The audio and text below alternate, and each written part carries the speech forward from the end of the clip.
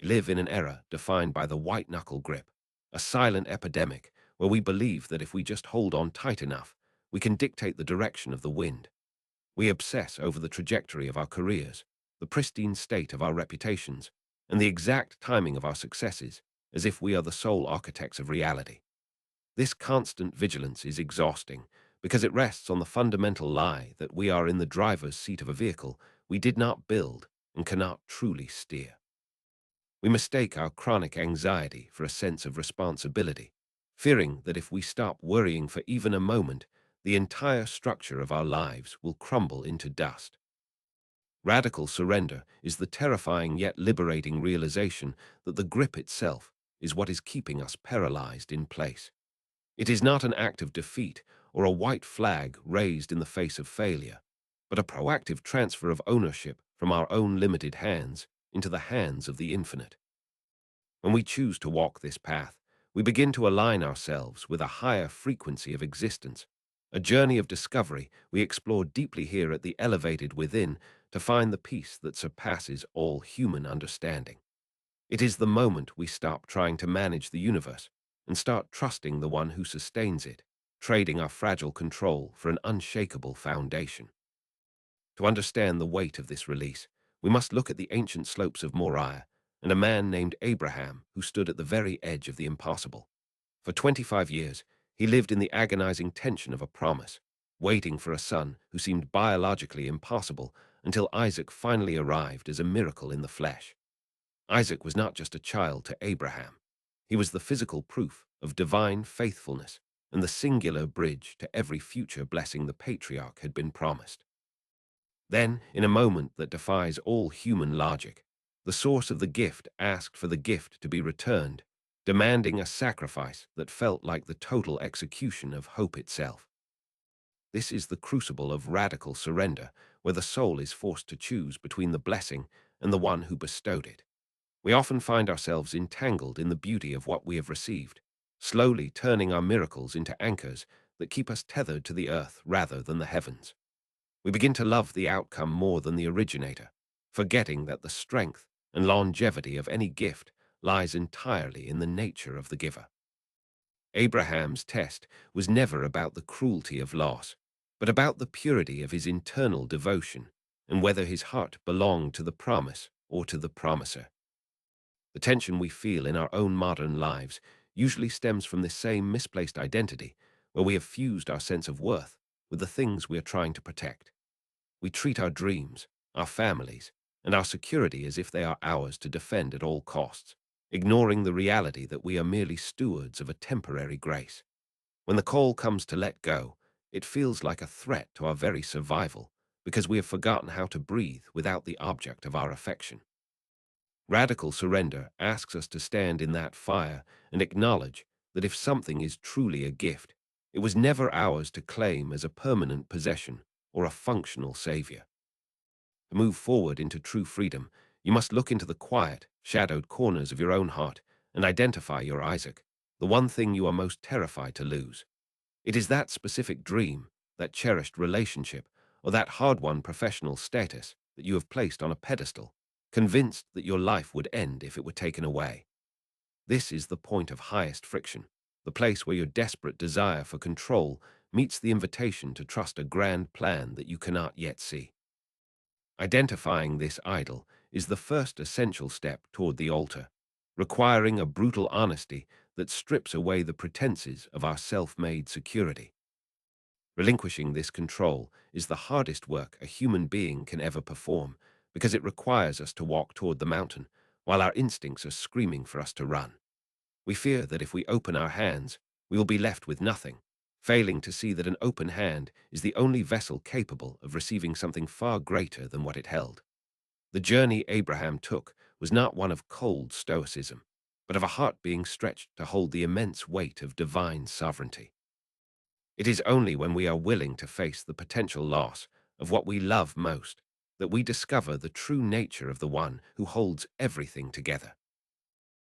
Isaac was the embodiment of everything Abraham had ever hoped for, the physical manifestation of a promise that had matured through decades of silence and doubt.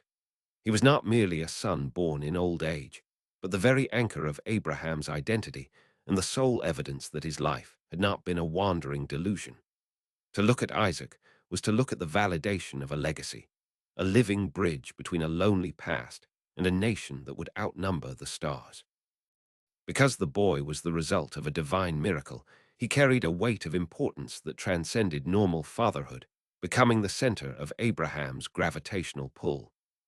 Abraham's entire narrative had been building toward this single point of fulfillment, making the boy the ultimate proof of his worth in the eyes of his peers and his God. To lose Isaac would not just be the loss of a child, but the erasure of a future and the apparent failure of the divine word he had staked his life upon. This is why the grip becomes so tight. We are not just protecting a person or a project, we are protecting the very meaning of our existence. We turn our blessings into monuments of our own righteousness, forgetting that every good thing is a loan intended to lead us back to the lender. The danger of receiving a long-awaited miracle is the subtle, almost imperceptible shift, where the gift begins to eclipse the giver in the landscape of the heart. We rarely fall into the trap of worshipping things that are overtly evil. Instead, we are seduced by the beauty of the things that are profoundly good. Isaac was a holy gift, yet he possessed the potential to become a gilded cage, a functional savior that Abraham felt he had to protect at any cost.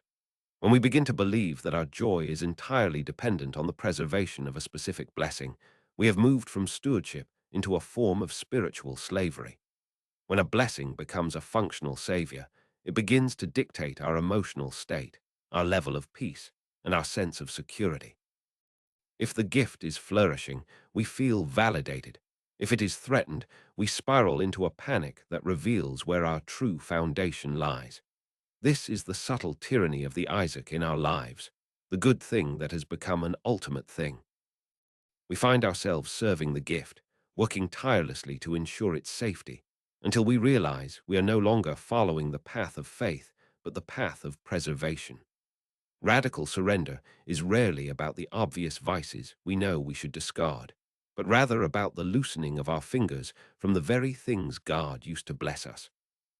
We often find ourselves in a defensive posture, shielding our successes, our families, or our reputations as if they are fragile glass ornaments that God has forgotten how to hold. This is the anatomy of a misplaced control, where we assume the role of the sustainer for a reality we were never meant to carry on our own shoulders. We convince ourselves that our vigilance is a form of gratitude, when in reality it is a confession that we no longer trust the source to remain faithful without our assistance.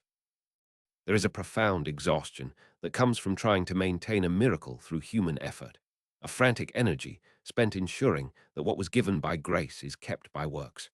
We treat our Isaacs as if they are the final destination rather than a signpost, allowing the blessing to become the ceiling of our spiritual experience. This creates a limit on our growth because we are too afraid to move for fear of breaking the very thing we worked so hard to receive. We become curators of our own history, obsessed with the preservation of the past promise while losing the ability to hear the voice of the one who is speaking in the present. To truly live in freedom, there must be a sharp distinction between our love for the gift and our allegiance to the one who provided it. We must confront the terrifying possibility that our grip on what we have is actually preventing us from receiving what is next. Control is a reactive response to the fear of loss, a desperate attempt to freeze-frame a moment of favor so it never fades or changes. Yet, by trying to lock the blessing in place, we suffocate the life out of it, turning a dynamic relationship into a static idol that demands our constant worship and worry. The path to the mountain begins long before the physical journey starts. It begins in the quiet realization that nothing we hold is truly ours to keep. We must learn to see our most precious achievements and relationships through the lens of temporary stewardship rather than permanent ownership. This shift in perspective transforms our anxiety into a profound sense of lightness, as the burden of preservation is shifted back to the only one capable of bearing it. It is only when we admit that we cannot sustain our own miracles that we are prepared to hear the call to lay them down. We stand at the base of the mountain, realizing that the very thing we love most has become the very thing that stands between us and the source of all life. The invitation is not to hate the blessing, but to love the giver more, stepping out of the gilded cage and into the terrifying expanse of true trust. The silence of the desert night was shattered not by a storm, but by a voice that spoke with a precision that was terrifyingly intimate. When the command came, it did not merely identify the target of the sacrifice by name. It stripped away every layer of Abraham's defense by naming the exact nature of his attachment. Take your son, your only son, whom you love, and go to the land of Moriah. This was not a generic request for a burnt offering from the flock, but a direct confrontation with the very center of Abraham's world. The language used was a deliberate echo of the promise, a reminder that God knew exactly what was being asked for and exactly what it would cost. This moment represents the ultimate logic gap, a canyon of cognitive dissonance where the character of God seems to war against the commands of God. For decades, Abraham had built his entire reality on the foundation of a single promise, that through Isaac, a nation would be born. Now, the architect of that promise was demanding the destruction of the only vessel through which the promise could be fulfilled. To obey was to seemingly participate in the suicide of his own destiny and the undoing of every divine word he had ever received. It is the point where our finite understanding of consistency is vaporized by a sovereignty that refuses to be managed by human reason. We often mistake radical surrender for a cold, emotionless stoicism, imagining Abraham as a man of stone who felt nothing as he prepared for the mountain. But true surrender is not the absence of agony. It is the act of walking forward while the heart is actively breaking in two. It is the ability to hold the tension of profound grief in one hand and unwavering obedience in the other, refusing to let the pain dictate the direction of the feet. Abraham did not have a logical explanation to soothe his mind or a theological loophole to protect his emotions. He was standing in the raw, unshielded presence of a request that felt like a betrayal of everything he had been taught to believe about the goodness of the giver. The most striking element of the narrative is not found in a long, drawn-out internal monologue or a desperate plea for a different path, but in the simple reality of rising early the next morning. Abraham did not wait for the sun to reach its zenith or for his feelings to align with the command before he began the preparations. He understood that the longer we linger in the space of analysis, the more likely we are to succumb to the paralysis of our own fears. Analysis paralysis is the graveyard of many great callings, where we attempt to negotiate with the infinite until the weight of our own logic convinces us to stay exactly where we are. By rising early, Abraham bypassed the temptation to rationalize his way out of the fire, choosing momentum over the safety of the familiar. When we face our own impossible requests, our first instinct is to demand a map that shows how the contradiction will be resolved. We want to know how the source can be both the provider of the dream and the one who asks us to lay it on the altar. We seek a compromise where we can keep the miracle and still claim to be surrendered, trying to find a middle ground that does not exist. But the command is designed to be impossible because it is intended to reveal the true location of our trust. If the request made sense to our limited perspective, it would not require faith. It would simply require a calculation of benefits. This immediate response is a masterclass in the economy of the soul, proving that the fastest way through the darkness is to move toward it without hesitation. Radical surrender recognizes that the internal debate is often a form of sophisticated rebellion, a way to maintain control under the guise of being thorough. When the call comes to release something we have spent a lifetime building, every second of delay becomes a weight that threatens to pin us to the ground. Abraham's early rising was a declaration that his allegiance to the voice of the divine was more real than his fear of the outcome. He was not ignoring the impossibility of the situation, but he was refusing to give that impossibility the final word in his life. We must recognize that the command to let go is often the highest compliment the divine can pay to a human heart. It is an acknowledgement that we have reached a level of maturity where we can be trusted with a test that would crush a lesser spirit. The request to sacrifice what we love is not an act of divine cruelty, but a divine invitation to step into a reality where we are no longer tethered to the seen and the temporary. It forces us to decide if we are followers of the blessing or followers of the one who blesses. Standing at the threshold of that decision, we find that the only way to save our life is to be willing to lose the very thing that makes life feel worth living. The journey toward the mountain did not conclude with the command. It began with a walk that lasted 3 agonizing days. This was not a sprint of reactive emotion, but a slow, rhythmic progression of footsteps that allowed every ounce of the initial shock to settle into a cold, hard reality. In this middle space, the soul is forced to inhabit the silence between the instruction and the execution, a place where the internal work of detachment truly takes hold. It is here, in the long stretches of the desert, that we are given the opportunity to turn back, yet each mile forward becomes a deliberate reaffirmation of our intent to let go. This 3-day journey is the crucible of the will, where the decision to surrender is tested against the grueling passage of time and the persistent whispers of our own doubt. As the slopes of Moriah began to dominate the horizon, Abraham made a decision that serves as a vital blueprint for our own moments of release. He turned to his servants and commanded them to stay behind, effectively severing his connection to any external witness or worldly validation. Radical surrender is a deeply private transaction that cannot be performed for an audience or explained to those who are not walking the same path. To bring the crowd into this sacred space is to invite the noise of human opinion and the frantic energy of those who would try to save us from our own growth. You must eventually tell your support systems, your critics, and your observers to wait at the base of the mountain while you climb into the solitary cloud of your own uncertainty. We often seek consensus when we are asked to sacrifice what we love, hoping that someone will provide a logical reason to abandon the ascent. But the helpers in our lives, however well-intentioned, cannot carry the weight of a divine instruction that transcends human reason. By leaving the servants behind, we acknowledge that the final steps of letting go must be taken in total isolation from the expectations of others. This solitude ensures that the surrender is not a performance of piety, but a raw encounter between the individual and the infinite. It is only when we are stripped of our social mirrors that we can see the true reflection of our own devotion.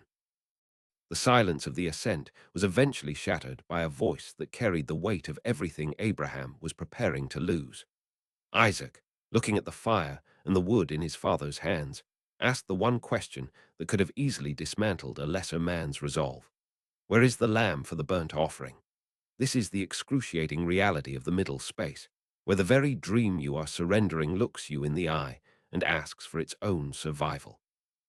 It is one thing to let go of a concept in the abstract, but quite another to maintain your posture when the object of your affection is right in front of you, questioning the path you are taking. The pain of being questioned by your own miracle is the final refinement of the ego before the act of release. Abraham's response, that the divine would provide the lamb, was not a clever deflection or a calculated lie, but a confession of a reality he could not yet see. This dialogue represents the internal friction we feel when our logic demands a solution that our faith has not yet revealed to the senses. We are forced to speak words of trust, while our surroundings scream of lack and impending loss, standing in the gap between the promise and the perceived end. This moment of vulnerability serves to prove that surrender is not the absence of feeling, but the mastery of it. We move forward not because the pain has vanished, but because our commitment to the source has become greater than our fear of the outcome. Surrender is never a spontaneous accident. It is a meticulously prepared event that requires us to gather the necessary materials for our own transformation. Before the peak was ever reached, there was the gathering of the wood and the carrying of the fire, the quiet logistics of preparing for a sacrifice. This mental preparation involves identifying the specific elements of our lives that will fuel the fire of our release, ensuring that we are not arriving at the altar empty-handed. We must be willing to do the heavy lifting of organizing our thoughts and our intentions long before the final moment of letting go arrives. By carrying the wood ourselves, We accept the responsibility for the fire that is about to consume our perceived control. This preparation signifies that we are active participants in our own detachment rather than passive victims of a tragedy. We are the architects of this sacred release, purposefully moving toward the point of no return with a steady hand and a clear eye. Carrying the fire and the wood is the physical manifestation of an internal decision that has already been finalized in the depths of the heart. It is the point where we stop wishing for a different set of circumstances and start building the structure that will hold our final surrender. This intentionality transforms a moment of potential despair into a powerful act of spiritual sovereignty. As the air thinned and the distractions of the valley faded into a distant blur, the 3-day walk finally reached its destination. The journey had stripped away the superficial layers of identity, leaving only the raw essence of a man who had chosen to value the giver above the gift. Every step upward had been a further separation from the world of ownership and a deeper immersion into the world of absolute trust. The mountain was no longer just a geographical location, but the physical manifestation of the internal height required to see life from a higher perspective. Standing on the summit, the preparation was complete, and the space between the man and his ultimate test had finally vanished. The summit of Moriah was not a place of comfort, but a place of construction. Abraham began the silent, methodical work of stacking stones, each one representing a layer of his own self-will being set aside for a higher calling. This was no longer about the 3-day journey or the mental preparation. It was about creating a physical boundary between his past identity and his future freedom. In our own lives, the altar is that definitive moment where we stop negotiating with our circumstances and start building the internal structure for our total release. It is the place where we stop asking for a different path and begin to inhabit the one we have been given with absolute presence. Then came the act that defies the natural instinct of every human heart, the binding of the promise itself. As Abraham secured Isaac to the wood, he was not just restraining a son, but tethering his own desperate desire for a specific earthly outcome. This is the peak of the metaphor where the concept of mine becomes thine, and the illusion of human ownership is finally shattered. We reach this point when we stop trying to fix the situation through our own cleverness, and instead offer the entire weight of our concern to the infinite. It is a transition from being the master of our fate to being a witness to a greater sovereignty that we cannot yet fully comprehend. Radical surrender requires the total death of the ego, which is that persistent part of us that believes it has an inherent right to a certain life or a specific success. We often mistake ourselves for being surrendered if we are merely willing to wait for a blessing, but true surrender is the willingness to never see the desired result at all. The ego screams for its own preservation, demanding that the universe conform to its narrow expectations of fairness and continuity. By laying the dream on the altar, we are declaring that our identity and worth are no longer bound to the survival of that dream. We are choosing to exist in the space where the source is enough, even if the gift is taken away. With the knife raised in the air, the moment reached a terrifying, crystalline stillness where time itself seemed to hold its breath against the sky.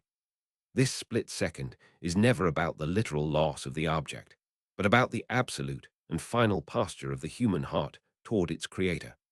The divine interest is not found in the destruction of the gift, but in the total liberation of the soul from its crushing attachment to the gift. In that suspended moment of absolute obedience, Abraham was already free because he had already let go in the only place that truly mattered. He had crossed the bridge from the seen to the unseen, proving that his love was no longer a transactional arrangement. We must come to understand the profound mystery of the crucified will, the realization that we only truly possess what we have been willing to lay down. Anything we refuse to bring to the altar is something we do not actually own, but something that has successfully enslaved our sense of peace and security. When we offer our will to be consumed by a higher purpose, we are not losing our agency. We are refining it into something indestructible. The strength of a human spirit is ultimately measured by its capacity to release its most cherished certainties into the hands of the unknown. It is the paradox of faith that only the things we give away are the things that can never be truly lost. The weight of the knife in that high, thin air was the weight of every human fear, every doubt, and every desperate hope concentrated into a single point of decision. Abraham stood at the very threshold of a void, willing to step into a reality where the promise was dead, but the promiser remained perfectly faithful. This is the anatomy of the final release, where the soul is stripped of every secondary support until it rests entirely on the primary foundation of existence. There is no more room for bargaining, no more space for delay, and no more shadows left for the ego to hide in. The silence of the mountain became a mirror, reflecting a man who had finally stopped trying to be his own savior. To reach this state is to experience a form of spiritual gravity that pulls us away from the frantic energy of the world and toward a deep, internal center. It is the moment where we stop looking for the exit and start looking for the presence of the one who called us to the climb. The altar is not a place of punishment, but a place of profound encounter where the fire of divine love consumes everything that is not eternal. We find that the most painful part of the process was not the letting go, but the long, exhausting struggle to keep holding on. Once the decision is made, a strange and powerful peace begins to settle over the landscape of the mind. This final act of binding is the ultimate expression of trust, a declaration that the source of life is more reliable than the manifestations of life. We are essentially saying that if the one who gave the gift is good, then the one who asks for its return must also be good. This level of trust is not a feeling we wait for, but a choice we make in the absence of any visible evidence or logical assurance. It is the highest form of worship, where the heart is laid bare and the soul is finally aligned with the rhythm of the infinite. Abraham stood over the altar, his heart fully surrendered, as the boundary between his will and the divine will finally vanish into the thin mountain air. The knife was raised, the internal work was finished, and the silence was finally broken by a voice that stayed the hand of the patriarch. In that razor-thin moment between the intent and the action, the heavens declared that the test was complete because the heart had already performed the sacrifice. This is the divine interruption we all crave but rarely prepare for, the sudden halt that occurs only when we have proven that our grip has finally failed.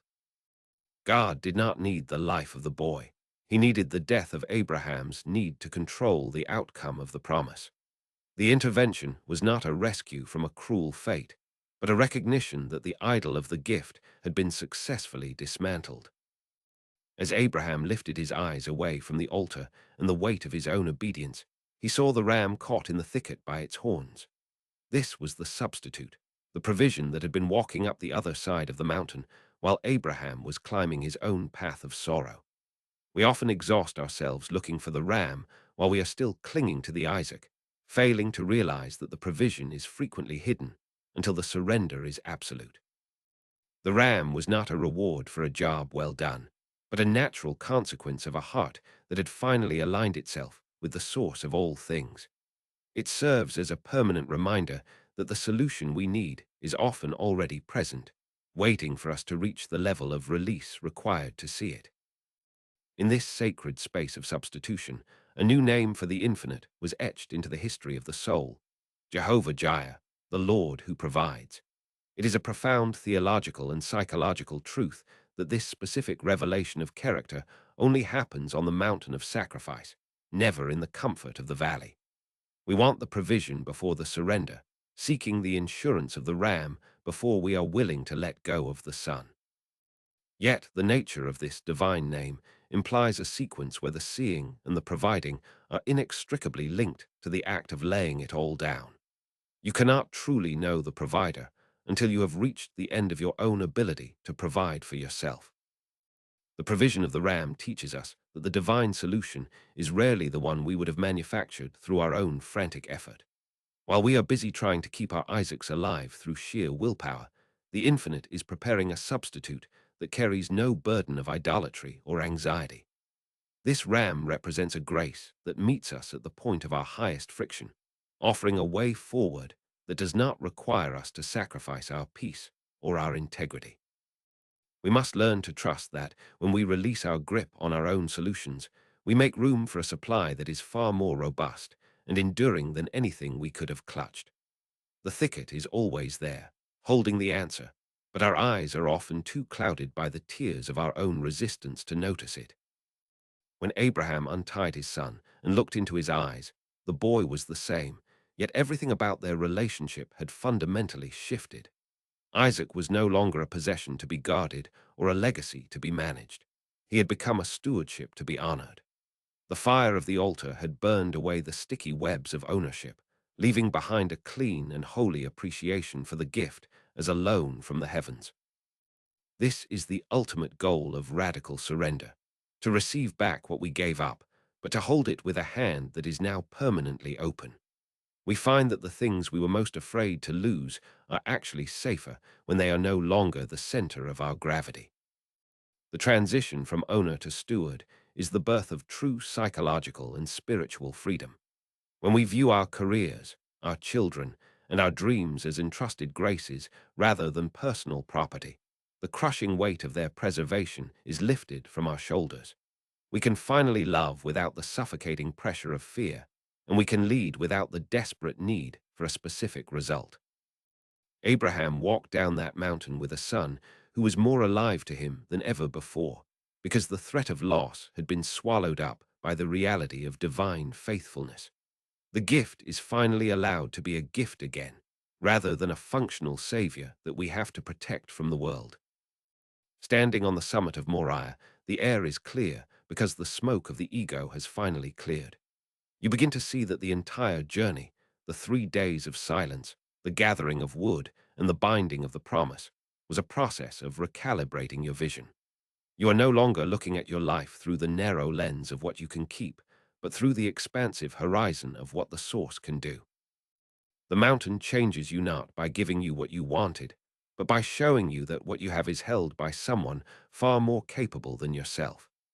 This is the beginning of a life lived in the light of the provision, where the fear of lack is replaced by the certainty of a presence that never fails. Abraham walked down the mountain not as a man who had lost something, but as a man who had finally gained everything. The weight of the 3 day journey was gone, replaced by a profound transparency that allowed him to move through the world without the burden of a secret agenda. He no longer had to protect his reputation as a father or his status as a man of promise, because he had already proven that his primary identity was anchored in something beyond the reach of human judgment. This is the ultimate freedom of the surrendered soul, the realization that when you have already offered your most precious possession, there is nothing left for the world to take from you. Integrating this into the fabric of daily life requires a constant, conscious awareness of the posture of our hands. We often leave the mountain with a sense of victory, only to find ourselves rebinding our Isaacs the moment we encounter the anxieties of the valley. We start to worry about the trajectory of our children, the stability of our finances, or the opinions of our peers, as if the sacrifice on the mountain never happened. True radical surrender is not a one-time event, but a repetitive discipline of flattening the palms and releasing the tension of the grip every single morning. It is the practice of looking at the things we love most and acknowledging that they are safer in the hands of the infinite than they are in our own. This open-hand posture transforms the way we interact with our successes and our failures alike.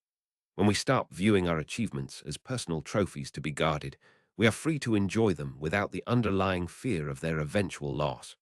If a door closes or a dream is deferred, we do not spiral into a crisis of identity because we have already acknowledged that we are stewards, not owners, of the outcome.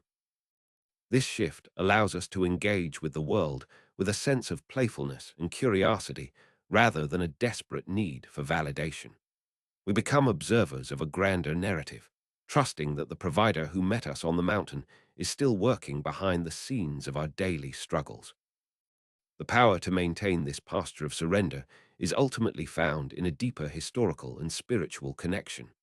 The mountain of Moriah was not just a testing ground for one man. It was a prophetic shadow cast toward another hill where the Father did not stay the hand.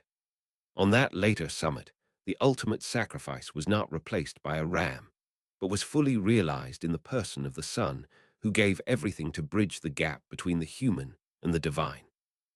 Because the infinite has already proven its commitment to our restoration through its own absolute surrender, we can trust that our small acts of letting go are held within a much larger net of grace. Our ability to release our Isaacs is made possible because we have been released by a love that held nothing back. To live this way is to embrace the paradox that the only way to truly keep what you love is to be willing to lose it for a higher purpose. When we rebind our Isaacs, we are essentially trying to protect a miracle from the one who performed it, a futile effort that only leads to exhaustion and bitterness.